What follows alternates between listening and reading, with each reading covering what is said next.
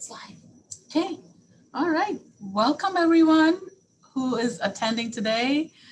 We have a fantastic seminar lined up for you. We have Kendra Swenson from Creative Speak to give you some fantastic tips. These days, following COVID and even during COVID days, we all became pretty dependent on the internet, and that has continued. Anytime, whether you are a customer or a consumer, you check a business out online first before you go there. And it is really important that your online presence, your marketing skills are up there so that your customers and consumers are able to find you. And Kendra would give you 10 tips that are your best practices for a variety of social media marketing tips. So Kendra, welcome. This event has been put together with our Economic Development Committee. The Village of Hanover Park has an Economic Development Committee representative of all our businesses to watch out for our businesses and your health and growth. And we are hoping that this event, this seminar would bring you some quality tips that you're able to use to grow your business. Kendra, to you. Thank you so much. Really appreciate it. Thank you guys for having me. So as I have been introduced, really excited to bring you kind of the 10 social media best practices for 2021. This really should say the second half of 2021. I know we're in June, but I'm really excited that there's some updates here and some of our predictions are coming true. So I'm really happy with that. We are seeing a lot of trends reappear that I'm going to get to, but the biggest breath of fresh air for me is to see kind of a mass acceptance of the basics. That is, we're at a point now where if your business is not on social media, there's a real weight of feeling left behind. There is mass acceptance of just our everyday world is Facebook is a part of it. Twitter is a part of it. TikTok is a part of it for some of our folks. So it really can feel the weight of not being included on those social media platforms at this stage. So we'll go through that. I certainly will not suggest that everyone here runs out and grabs a TikTok account. In fact, I hope you don't do that. Hopefully I'll teach you some lessons along the way that will help you feel that it's okay not to do that. But we'll talk about the platforms, kind of finding our groove, best practices, and then what changes you can implement that will really make a big impact on your presence on social media. I will ask for questions at the end. And then if you do have a question, you can go ahead and pop it into chat, and then my co-moderators will interject if they feel like we need to touch on it in the middle of the presentation. Otherwise, we'll make sure to answer those at the end. So just a little bit about Speak Creative. Why am I here? I am coming to you from Nashville, and our agency is Tennessee based, but we are a player in the market nationwide. So we are in our 22nd year of business. We were founded in 1999, which for a digital agency is pretty much a dinosaur. I like to joke with our president who founded it that his early marketing thing said that he was really great at CD-ROMs, which just feels so antiquated to today's world, but that's where we were in 1999. So everything from CD-ROMs to now today, mobile apps, websites, custom development, branding, we do it all. We have been really fortunate to see growth every single year, including last year. We weathered the storm pretty well, if you'll allow me to use one cliche. And that is from a couple reasons. We believe that we're values driven, so we are putting our clients first. We're working with their modified budgets. We're working with heart. We're making sure our own employees are taken care of. We do have, like I mentioned, 2 offices in Tennessee, but we also have remote team members throughout the country. So that allows us to kind of go for the talent and not the geography, which has really, really benefited us. We have designers in Phoenix and Maine and Virginia. So feel really good about working with some of the experts throughout the country. And then lastly, our unique team structure. We do have everything in-house. So we're not just a print shop. We're not just a graphic design. We do in-house development. We do all of our digital marketing in-house, SEO, social media content. So we are growing. I think we just hit our 50 member team mark, which is a big staple. As you guys know, as business owners, having 50 employees brings about a whole new thing for us. So we are exploring that in 2021. And then to look at how we partner with our clients, we kind of look at this as layers of onions. So we do build the foundations of web design, maybe video, photography, branding, kind of the key staples of any presence of brand. Then we look at adding supporting systems. So what can help drive traffic, what integrations make businesses smarter. Oftentimes that looks like a CRM for clients, and how can we implement that to get more sales, more donations, whatever it might be. And then my favorite piece is the strategic marketing that we kind of come in once those building blocks are built and paint, if you will. So that is the content, the search engine, the really amplifying the presence that has been built. That is my career background and what I get pretty geeky about. So hopefully you'll see some of that today. But I really feel like that does the most work in any online presence, is being able to amplify that voice. And just to show kind of some of the companies that we're working with, we do work with a lot of local mom and pop shops, the small churches, the small nonprofits. That's really where we got our start, but we are fortunate enough to work with some really big brands that we're really proud of. We work with a lot of zoos and aquariums. We are fortunate to work with our neighbors in Memphis, FedEx. We recently did some internal work for Carvana, which was a new fun thing to do. And then lots of nonprofits and good organizations doing great work. Okay, can you hear me? Hi, Gail, we can hear you. Hi, Gail. Hi. So we started, let me introduce Gail Tobin, our EDC chair. Gail, we just started a few minutes ago to keep the program on going on time, but welcome. As I mentioned, Gail Tobin is our chairperson for our Economic Development Committee. Welcome, Gail. Thank you. Did you want me to go ahead and start? We actually began the program a few minutes ago. Okay. So Kendra is now a couple slides into her presentation. Got it. Thank you. Thanks, Gail. Yeah, so I want to get to some really meaty stats. I want to get to the heart of the presentation today. And I told you that, we really are feeling that burden for a business if they're not on social media, but why is that? So these stats came out of 2021. They came in a report that crossed my desk first quarter of 2021 and are staggering. More than 500 million users interact with Instagram stories each day. That's not just the Instagram platform, but that is stories. So we're seeing some of those new technologies really amp up. 51% of brands are using video in those stories. So video is a big player these days. Some would say that's a kind of a best practice, is to just be interactive. So we'll get into that.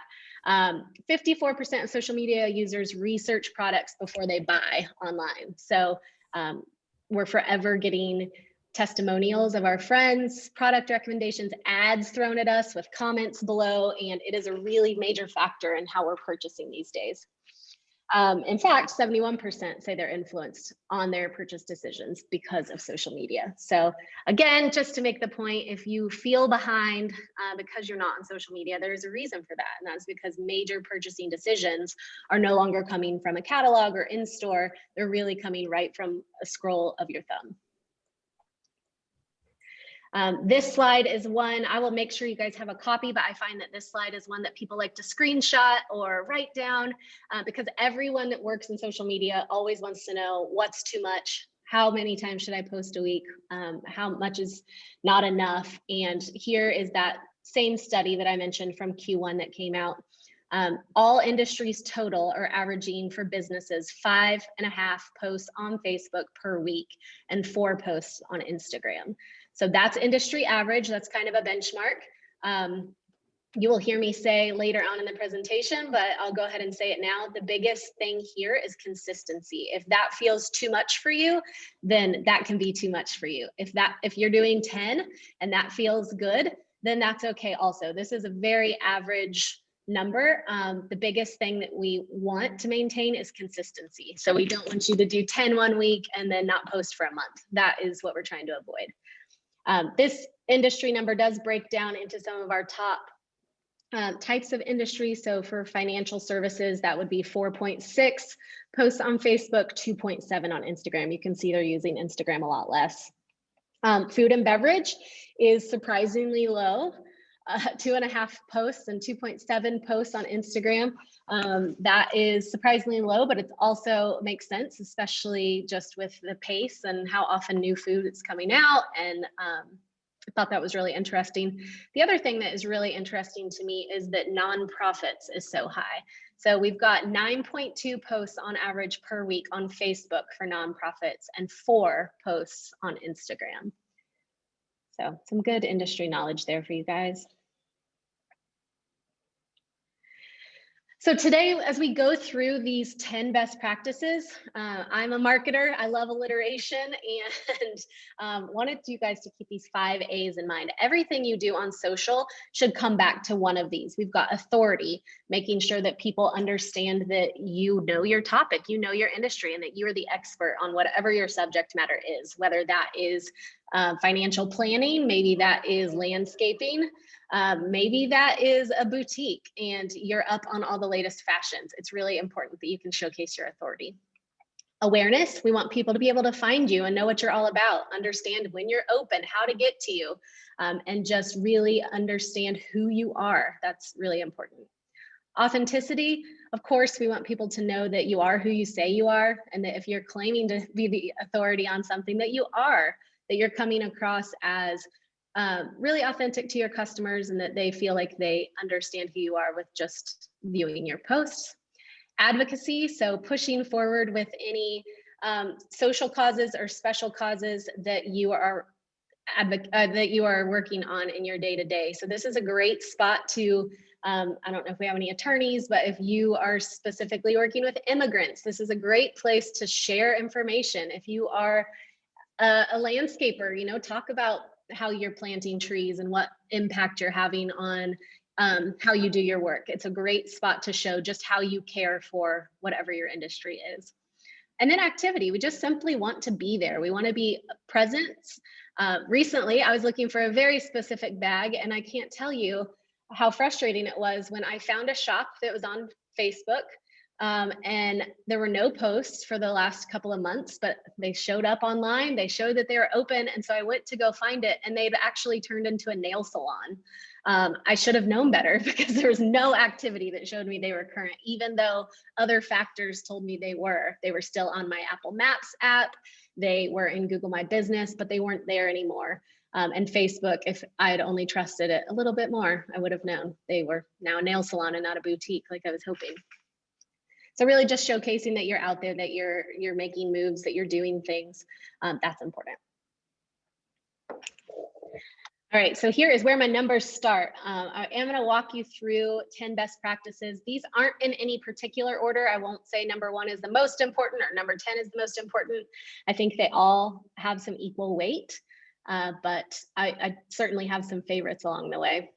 And I'll start with one of them. So my number 1 tip is to remember that human emotion is what keeps social media alive. So I was fortunate enough to attend content writers seminar a couple years ago, and a session was led by a Pixar storyteller.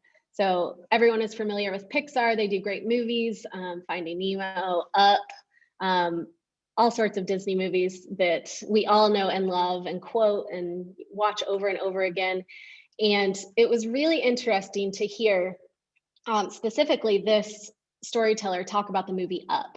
So if you have seen Up, you know that it kind of starts really dark. It's the older gentleman, and they show the love story of him and his wife, and then his wife falls ill and passes away. And pretty immediately, you're just kind of down in the dumps. You know, why am I watching this Disney movie? And it's so sad. Next thing you know, there's a knock on the door, and it is Russell, and he is ready to sell some cookies or treats or whatever it might be for his scouts organization, and he is excited to be there, and the old man doesn't know how to deal with it. So I've seen the movie, felt down in the dumps about it, didn't realize that's actually on purpose. So what Pixar storytellers will do, they understand that we have a baseline of emotion. They also understand that if they can drop us low or bring us high, that our baseline doesn't feel as complacent. So if we are sad, what that means is that when Russell knocks on the door and is really excited, our emotions tend to spike.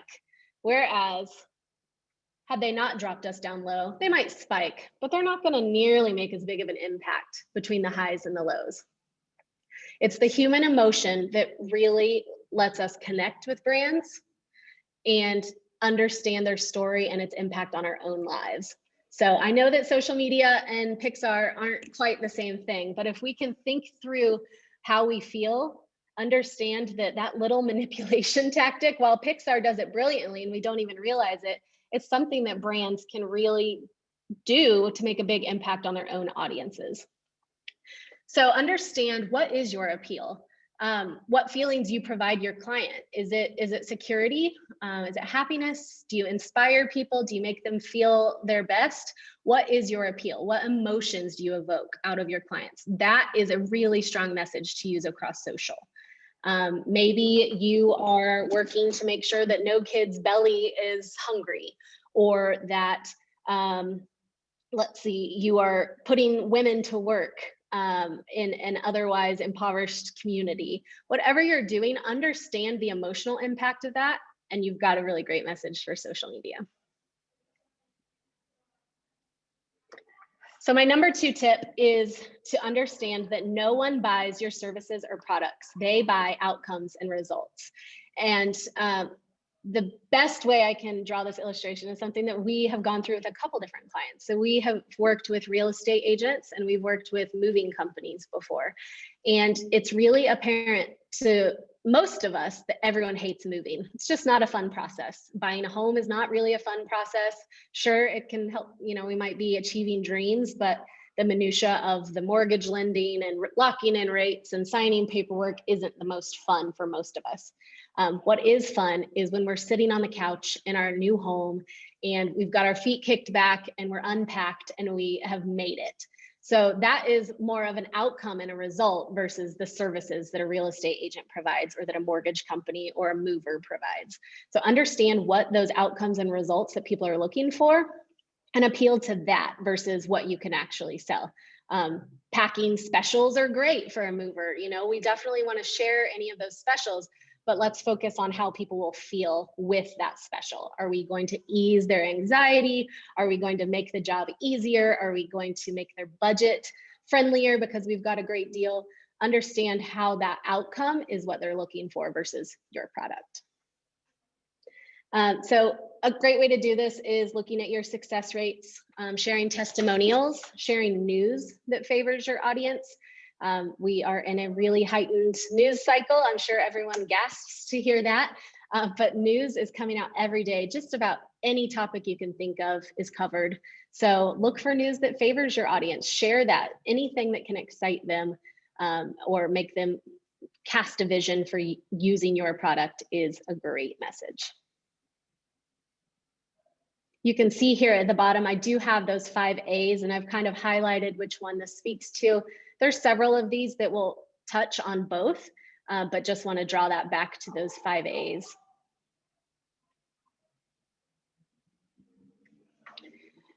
My number 3 tip is retargeting works. So a lot of you maybe aren't as familiar with social, or maybe you feel like you've mastered social.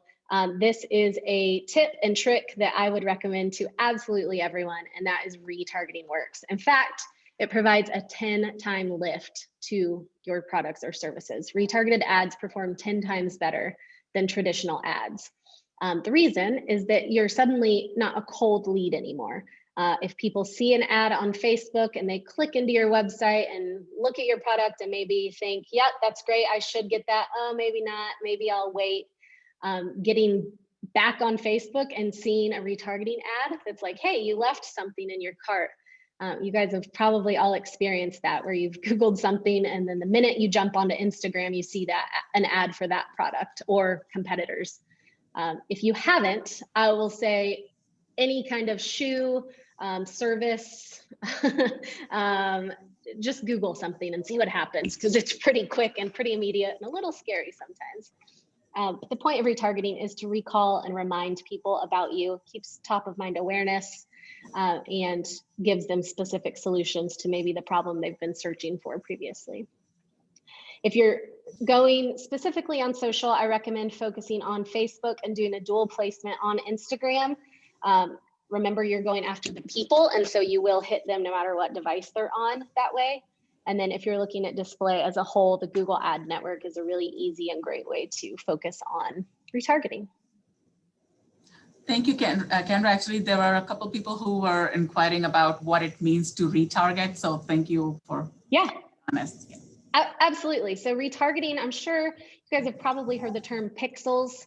That is a common term for a little snippet of code that actually goes on your website. So what would happen is that you would use a Google pixel or a Facebook pixel, place that little snippet of code on your website so that when someone clicks from Facebook into your website, that pixel is what we call firing, and it's alerting Facebook, hey, someone visited from this, from your ad or from your post. And so next time they go back onto your system, you can show this person that ad. So the pixel places a cookie on your desktop or your mobile device, and then will reserve an ad and retarget them. There are a lot of new things coming out about Apple security and Apple turning off some retargeting practices or letting users opt in versus opt out. And that's something that we've seen that's ongoing. But as of right now, retargeting is still one of the strongest tactics that we could possibly recommend. Any other specific questions around that, or am I good to move forward? Ask for examples of retargeting. So I think you just touched on it. Yeah. Okay, great. Can I step in for a second, Kendra? For professional services, it's easier to understand retargeting when it's coming from a retail shopping cart. But have you seen professional services such as attorneys, doctors doing a retarget? Yeah, absolutely. So a really easy example of this would be like a med spa. You know, we could do the same thing with a landscaper. Those feel like things that people might shop around for, whether they're looking for the best deal, or let's use a med spa and say that people have an interest in Botox, and you know, they're not sure if they should do it. Maybe they're Google searching, or they've looked someone up on Facebook and landed on their website. They look through, see the providers, services, maybe when they're open, etc. What we want to happen is when they go back onto their social media or they're searching the web, if we're using the Google display, they're going to see an ad that says,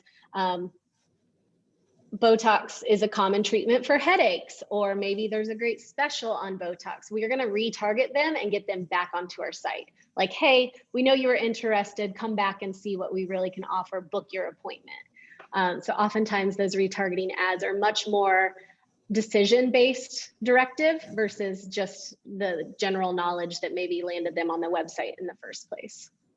So, you know, book now, or here's 10% off, schedule your consultation, those kind of things. Okay, I'm going to move forward, but we certainly can ask more questions and talk about retargeting towards the end as well. Tip number 4 is know your audience, know your platform. So this is where I say, please, not everyone run out and grab a TikTok account. It's not necessary at this stage. Maybe in a couple years, or maybe in a year, we'll think differently. But what's really important here is that you know where your audience is. So understanding your audience is probably a whole nother speech I could go off on, identifying who your audience is versus who you want them to be. But understanding where they are and where the traffic comes from is really important. So Facebook is a primary platform for just about every audience. I'll go ahead and tell you, put it at the top of your list. But if you have B2B services, then you know that you need to be on LinkedIn. If you are reaching end consumers, Instagram is a great place to be. If you're reaching a younger audience, then we would maybe recommend Snapchat or TikTok. So there's a really good need to take assessment of what platforms you actually need to be on, because it's really easy otherwise to overextend yourself. We have a college, for instance, who is always interested in reaching younger high schoolers, you know, has a little bit of trouble with Facebook because of some of their security practices. TikTok's a great platform for them. Whereas an attorney, I'd only put them on TikTok if they had a really shining personality and were there to entertain. But I don't think they're going to drive a ton of actual business from a TikTok. So don't overextend yourself. We know social media takes a lot of time. And as business owners or smaller businesses, you have a lot of hats to wear. And this is one of the biggest places that people get overextended, is feeling like they have to do it all.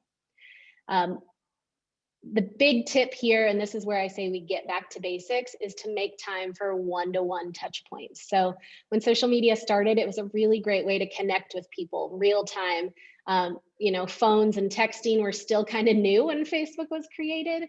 And it was a great place for people to connect with new friends in college and get to know people. If you were an early adopter of Facebook, you remember that really all you could do was post on each other's walls. And post one-to-one messages, and we're getting back into that. So there's a lot of messenger platforms that are more popular than ever. Facebook and Instagram in particular are trying to create really integrated experience so that people can message you versus post on your wall. Commenting back when people are leaving comments on your posts is really important, and really just getting back to that initial point of social media, which is just to connect one-on-one. You're going to build brand loyalty, and taking time to do this is going to be much more fruitful for you than posting on a Snapchat, which you don't have an audience on.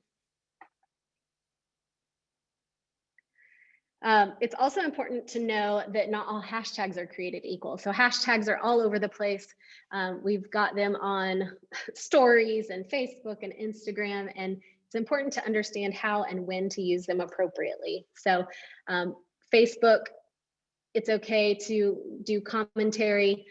Instagram feed, you want to focus on visuals, lay off of the hashtags there. You see a lot of posts that show like 20 hashtags. Typically, those are getting a lot of clutter. There are some little hacks where I would say, yeah, let's do it. But if you're using 3 to 4, that's probably pretty good.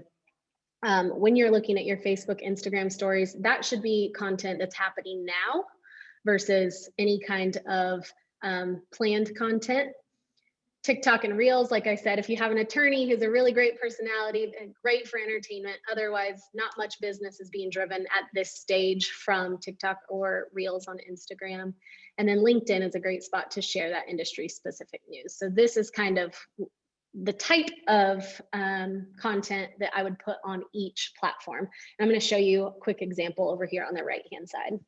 So we have the National Civil Rights Museum. This is a post from February, but we have an article that we're sharing about this 16-year-old Marley. She's an author, activist, and inspiring young people and adults alike to seek out diversity in books and the media. So we use some of the hashtags that she started. There's 1,000 Black Girl Books campaign that she started. We use that because we definitely want to highlight that she's doing that. We also want people to click on that and see our posts. So it's really important to use the right hashtags for Facebook. But you can see our post here is a long caption, and then we've included a link which unfolded this card. So that preview of the CBS this morning is directly, it looks like it's a YouTube link. It's going to directly link to the story about Marley. That is how we did our Facebook post. It's commentary. It's our own opinion on the article that we're sharing. Now, when we pop over to Instagram, we posted about Marley there too, but we led with a really exciting visual. We wanted it to stand out. So we've got a red background that's signature to our brand. So it worked pretty perfectly in this instance. We used her hashtag, but you can see we backed off of some of the other hashtags. We only used 4 on this one. And we really left it about the visual. Here's what she's doing. We don't have a link because Instagram's not linking out from the feed. But wow, look at Marley. Isn't she so empowering? Take a look. So love how the Instagram post turned out. And then you see it on Twitter. Our caption is much smaller there. We have less characters, and we brought back some of different hashtags. We've got the Black History Month, which Twitter was actually It was a promoted hashtag, so there's a little emoji there that calls extra attention to it. And we know that we didn't have to post a link in this caption because Twitter unfurls the YouTube video right inside of the post. And so you can play the YouTube video right there. So you can kind of see, we took the same message, we shared it across 3 different platforms, but understanding who our audience was on each platform and kind of what people are looking for on that platform and how it works, we were able to duplicate a post, but make it feel individual to each platform. Number 5 tip, we are coming around the back here. So we've got share news and your commentary to fill your publishing calendar. Like I said, the news cycle is strong right now, and there is news about so many different industries and things happening on a day-to-day basis. So understanding what impacts your industry and sharing your own commentary on that are great ways to fill your publishing calendar when you think, I have nothing new to share. I don't have any new products. I don't have anything going on necessarily this month. That's where I would fill your calendar with. So showing that you're aware of what's happening in your industry is a big piece of that, but also showing that you're the authority on it. You understand that you know your stuff. So again, I'll jump back to lawyers, but understanding any new legislation that is state mandated and kind of the advice you would give clients. A big thing in March was the legislation about tenants not being able to be evicted. That was expiring. And so we had a bankruptcy lawyer who kind of went into full on promotion mode of like, here's what you need to know. Here are the, call me, but don't say this, don't do that, don't claim anything here, don't sign that paper, whatever that freebie advice that you can give that shows that you know your stuff. That's a great way to fill up your publishing calendar. But also let them know when they should consult with you. Maybe if you have a boutique and summer wedding season, should people come and get custom advice or a custom fitting? Do you offer those services? Think about why people should come to you by showcasing what's happening in your industry.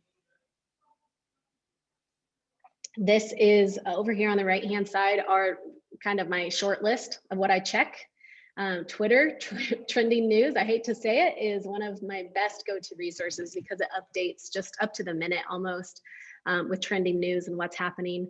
There's court cases that can hit a variety of industries. You don't have to be in the legal industry in any capacity to understand things that will impact people every day. Pop culture, enough said, there's a lot happening. National politics, but also state laws, and then local headlines. This local headlines is a big one. We'll get to it. I think it's my number 8 or 9 tip, but that's really something to pay attention to for sure. So my number 5 tip was to fill up your publishing calendar. My number 6 tip is to have a publishing calendar. This is something that we are telling clients that have been around for years and also brand new clients. And that's because it sounds great in theory, but keeping up with it and the execution of it can feel cumbersome. But over and over, we have seen success when clients put in the short-term work, they're getting that long-term gain. So a couple benefits of having a publishing calendar is if you have multiple people who are managing your social posts, they can understand where your mind is, what's happening, and then also allow for planning new posts. You don't want 2 people to post something at the same time or a week later when it's the same message. Really understanding what people are posting and then building up that consistency. So I've seen it time and time again where a business will say, okay, we're doing the social media thing. I've got a month of posts. I'm going to get them scheduled, and they do that, and then the next month there's maybe a few posts, and then a couple weeks later, oh, I haven't posted in a while, let me get something out today. It's really important that we build consistency. So if 5 posts is too much for you in a week, that's okay, but let's try for 2 posts every 2 weeks, or 3 posts every week. Whatever that looks like, let's keep it consistent, and having a publishing calendar is the best way to do that. We work with Sprout Social. That is a big one for individual businesses. There are tons of them out there. Later, Hootsuite, Buffer. There's a lot of free versions that will allow you to have, one account of each. So if you have one Facebook page, one Twitter, one Instagram, those are great solutions. And then if you have multiple pages, you can pay for a solution. This number 7 maybe is a cheat tip because it really does go hand in hand with number 6, but just building efficiency and strategy through planning and scheduling is so important. What I find is that if I am, we have 2 different kinds of posts. One is what we call evergreen. It means that it can go out on a Tuesday afternoon or a Saturday morning and the message is the same. And then we have the boots on the ground posts that are like what's happening now and next and right here. If I am trying to do an evergreen post while my boots are on the ground, I have to think of a clever caption. I have to find the right picture. Then I have to adjust it for Twitter. I have to adjust it for Instagram. I have to make sure it hits my story. And soon enough, you've spent 45 minutes on one post. If you can get to a place where you're planning those evergreen posts ahead of time, you're going to save time because you're going to have dedicated time to focus. It's not going to take the 45 minutes while you're in the middle of other things. And the other thing here is that off the cuff thoughts aren't strategic. We can get into campaign level ideas and really execute very thoughtful messages versus I have a great idea today and I might not have any more for 10 more days. So taking an hour or 2 every couple of weeks and planning out the types of posts you're going to do is a really great way to improve your authority and again, just be consistent. Hey, Kendra, what's an evergreen post? Sure. So the evergreen post is, like I was saying, it's a post that is maybe about your mission or your values or something that you believe in. It's something that can be posted anytime, whether it was like a Tuesday afternoon or a Saturday morning. It talks about maybe some of the pillars of who you are, meet our team, those kind of things. They can go out and they're not dependent on a specific event happening or a specific initiative. Whereas the boots on the ground post is what we call, those are the ones that need to be a little more during an event or, leading up to an event. You've got to make sure that you're putting reminders. That's kind of the 2 categories we use. Does that make sense? Yeah. So having some evergreen posts in your back pocket helps you in your slow days. Absolutely. Yep. Thank you.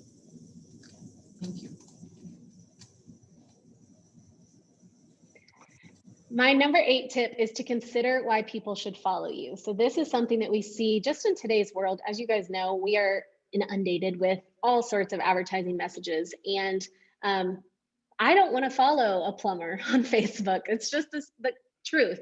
However, when I need a plumber, I want to know they're there, they're active, they're authoritative, they know what's happening. So understand the people that follow you versus the people that will find you. That's a really important distinction. I know on our Speak Creative Facebook page, Instagram page, I can always count on my mom. My grandma has left some "doing a great job, sweetie" comments on there. And we're a team of 50 and my grandma is the only comment on some of our posts. Some of you have probably ran into the same thing. They are following me to support, stay up to date on the company and the progress we're making, but they're never going to buy a website. My grandma does not need a website. And if she did, I would hope that someone would talk her out of it before it made it to me. But that's okay. They're there to support the company, give us a boost that's really important. However, people that maybe you're looking for a website for the first time that are going to find us, they're going to find us through a Google search, maybe word of mouth. They're going to end up on our Facebook page. And when they get there, they need to know that we are authoritative, that we are aware of our industry, that we're authentic. We're doing the work that we say we're going to do, that we understand the industry and that we're active. So it's important to understand that people that follow you aren't necessarily the people that will find you. When you're thinking through that process, think about the kind of content that they would want to see, that a future customer would want to see. My grandma could care less if we're posting about industry trends.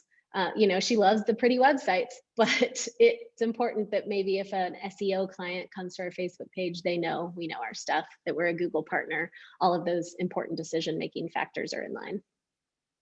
And then, like I guess to hammer this point home, people might not follow you until they need you. I don't follow any plumbers on Facebook, but I guarantee if I needed a plumber, I would be checking their social pages. I would want to read reviews. I would want to see their hours, maybe see their costs, and I'd want to know that they've done work that worked well.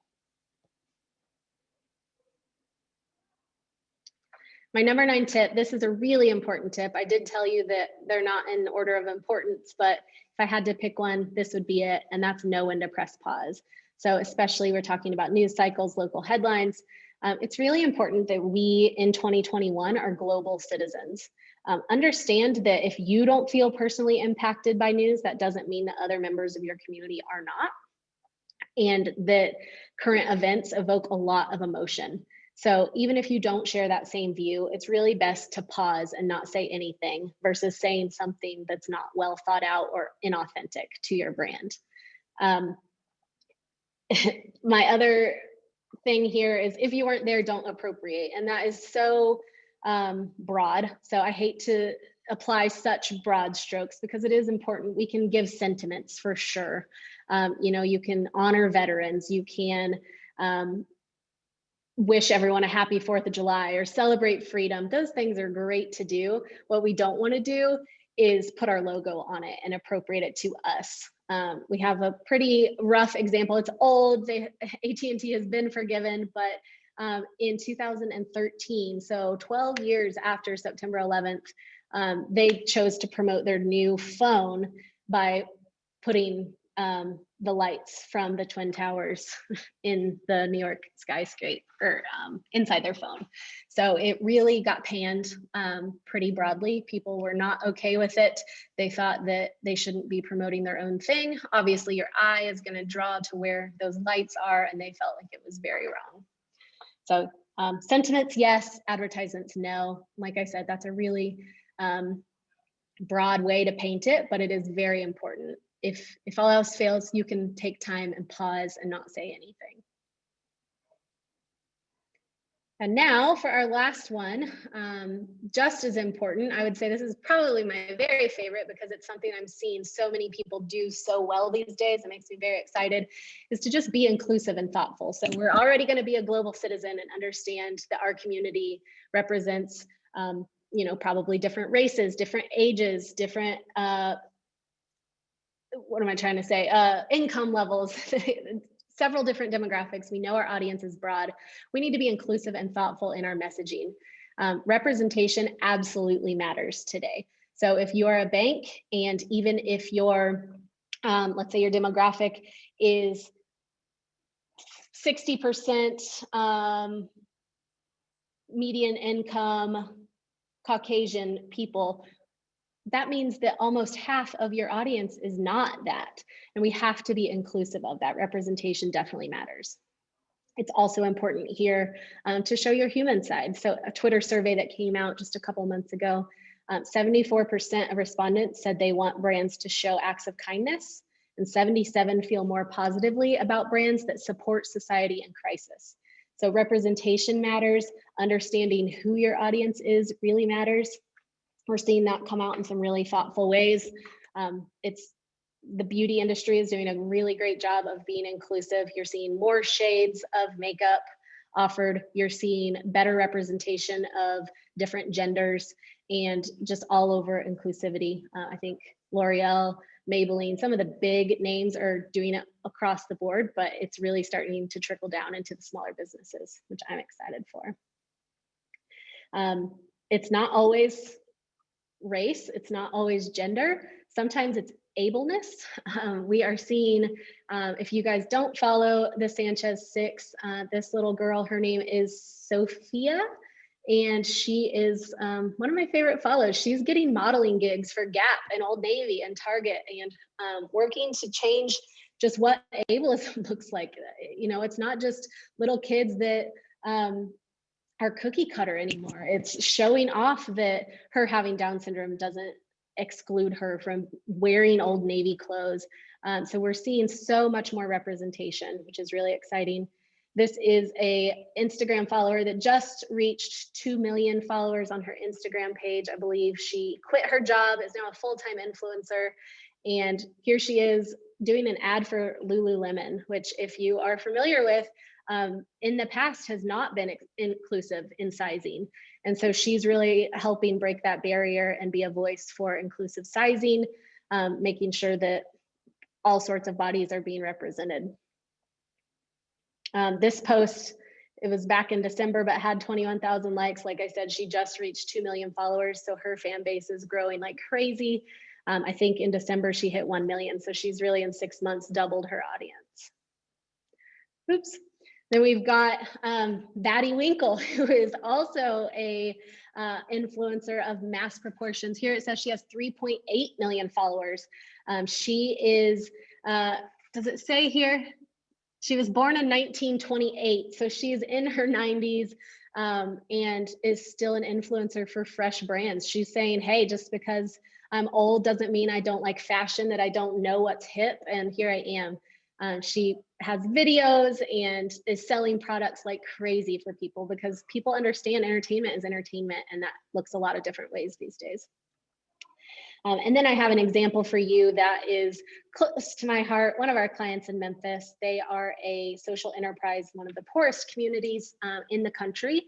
And they give women who are in cycles of poverty a job and teach them life skills, including how to create their own vegetable gardens. They're giving back to the community, and they get really great response from that because they're very authentic. They understand that it's not just, you know, painting a broad stroke over these women and saving them, but they are on the front lines with them, helping them navigate whatever they're going through, whether that is getting their first apartment, getting out on their own, you know, being with them through court cases, teaching them how to grow vegetables, whatever it is, they're really digging in and helping that community in a really authentic way.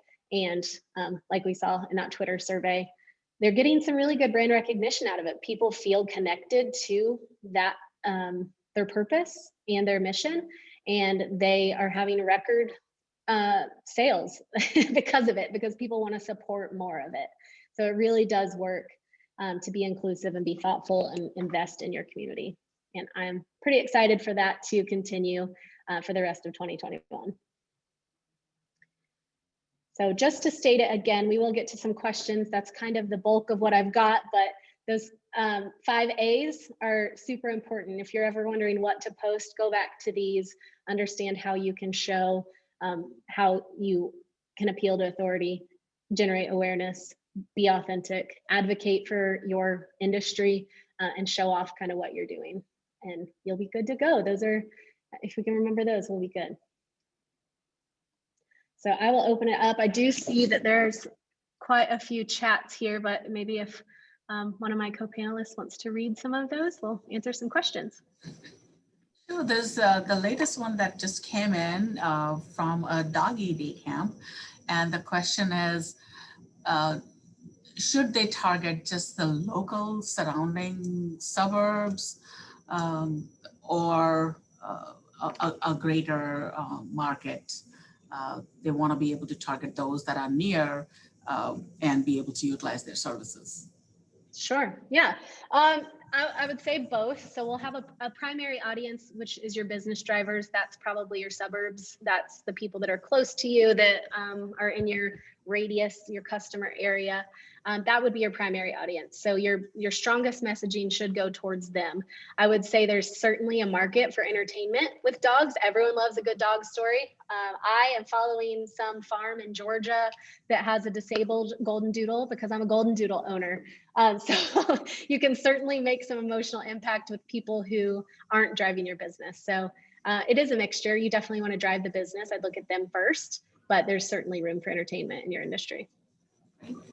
There was another comment that had come in about a new app, I guess, called Clubhouse. It's new, and what kind of audiences would you recommend that for? Sure. So Clubhouse, unfortunately right now has a long way to go to really hit our main radar. I'm on Clubhouse. It's got some really great things going for it. I find that it's really best right now for kind of the thought leadership space. So we have an author and CEO who just came out with a new book, wants to do speaking engagements, meets with other entrepreneurs, and that's a really good space for him because he can kind of host those chats. It's not something we're seeing drive a lot of business at this stage. And unfortunately, they just released it for Android, I think a couple weeks ago. So up until that point, it had only been accessible for iPhone users. And then accessibility, they've got a little ways to go there because there is no visual component. And so people with different levels of hearing loss aren't able to partake in it. And so it's got a little ways to go, but we're seeing pretty big strides just in that thought leadership community. So if you are the expert in any subject and are sharing your expertise with other people, I would say it's something worth pursuing. That's great. So from the Village's perspective, we also have a Facebook page. The Village has a Facebook page and we have a YouTube channel.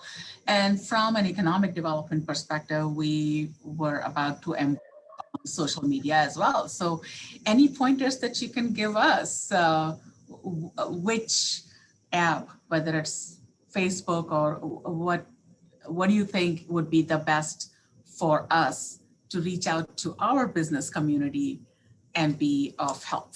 Sure, no pressure, right? I would say for sure Facebook, just generally, I think your audience is on Facebook. LinkedIn is another big place. Even more specifically, doing some kind of group. So whether that's a LinkedIn group or a Facebook group where entrepreneurs can connect with each other, that's a really great resource. You can kind of lead the conversation, but allow other people to drive the content and talk about what matters most to them. That's a really great opportunity, is those groups, because you get that one-to-one connection we were talking about. That's great. Yeah, on our YouTube channel, and somebody had asked that question earlier on about this particular recording, we do post all of our prior webinars and seminars on the Village YouTube channel. So all of our prior best seminars, so this is the Business Education Seminar in Technology, the BEST, which we thought was clever, do get posted on the Village YouTube channel. So if somebody was looking for this wonderful presentation that we got from Kendra today, it will be posted. Give us a little bit of time to have it up, but we will be posting this and sharing it for everybody to take advantage of. And I understand that even though we had quite a few businesses who were able to join us today, there are many more. I think that would be able to take advantage and benefit from this presentation by clicking on our YouTube channel. Any other questions? We still have a couple more minutes. I saw one come through about Spanish speakers and English speakers and how to maybe get both of those. We certainly should be appealing to natural languages. So there is an option in your organic feed to segment your audience by language. That will limit your reach, but you will make sure that you're reaching the right audience for that language. We also rely on ads. So we will do targeted ads on Facebook, and we will make sure that that audience is Spanish primary speakers or English primary speakers. We haven't gotten into too many other languages. We've done a couple French for ads that we've done in Canada, but those are our primary ones. And so yeah, Facebook does allow you the option to kind of segment your audience on organic posts. I think that that is in the content studio.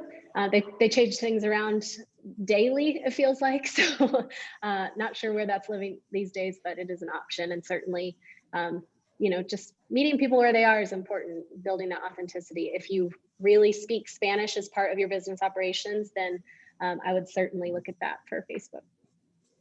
We have a lot of mom and pop businesses in our wonderful village as well. It's a global village, global community.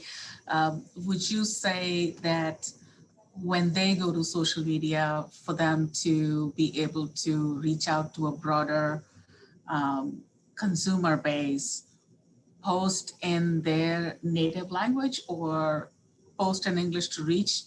What would you recommend for our small businesses? Sure. I guess it really depends on who the primary audience is. I would assume that most business owners are still trying to reach a predominantly English speaking audience, even if that's not their own first language. We also have the technology. Google Chrome translates things. Facebook is an automatic detector. And based on your Chrome settings, it will translate for you in some instances. So it really depends on who your primary audience is. We also work with a couple third parties for websites. Babblik is a good one, where you can manually or machine translate your website into different languages, so that we don't have to rely on maybe the browser like Google Chrome to do it for you. So lots of accessibility tools that are taking care of that as kind of a third party, but my focus in creating content would be who my audience is, my primary audience that drives business. We have a great question from Gail Rubin, our EDC chair, about Nextdoor. Could you shed some light on? Yeah, Nextdoor is really community to community. I would say if you feel like your own neighborhood and community is active on it, it is a great place. Where I find that the most worth comes from Nextdoor is word of mouth recommendations. So having your clients post about it versus you posting your own services. In my neighborhood, I know that we have a Facebook page for my community that is far and widely more used than a Nextdoor app. And so it's called the 411 page, and same thing there. Word of mouth really goes far. So having your current customers, leave a review of your business and say, hey, I just worked with so-and-so landscapers. They did a great job. Look at these pictures. That's a super great way to reach customers. Whereas if you're, kind of going into these groups and we call it swoop and poop, where you just kind of go in, leave your message and get out, that feels pretty inauthentic. But if you are part of that community and can make a case for why you belong there, then absolutely go for it. So would you say our small businesses could have something on their website that encourages their customers to please go leave a review, whether it's Yelp or Nextdoor? They certainly could do it on their website. I think it's a little bit more effective if they're doing it personally after they've done the service. So, talking directly with the customer after the service or product has been sent and saying, hey, we'd love your review. That feels just more authentic. Sure. Okay. A lot of our attendees are asking for a copy of your PowerPoint and have provided us with their emails. So Kendra, with your permission, okay to share your PowerPoint? Absolutely. Yep. And then I've got our social handles here too. So happy to connect with you guys if there are any follow-up questions. That would be great. We are coming almost to an end of our allocated time. If there aren't any other questions, I would sincerely thank Kendra for this very informative and very helpful presentation. Like I said, we would be posting it online as well. We have an economic development committee that watches out for our small businesses and large businesses. And this was one of the feedback that we got that they would like to hear more about. And I hope our businesses are able to take advantage of that. Gail, did you want to add anything? I know you wanted to say a few words in the beginning as well. I just wanted to thank Kendra for this wonderful presentation. I think you had a lot of very helpful information, and I hope our businesses are able to take advantage of the education that you've provided. Thank you. And I want to thank everybody for attending as well. Yes. Thank you. And if you have any of our attendees, if you have suggestions for what you would like to see in terms of content for our next best, which we hold quarterly, please let us know. And with that, thank you so much. I wanted to let Kendra and everybody know that our mayor also attended and participated in the listening and gathering this information, but he had to head off to another event. So on his behalf and on the village's behalf, thank you so much for this informative presentation. Appreciate it. Thanks, Al. Thank you.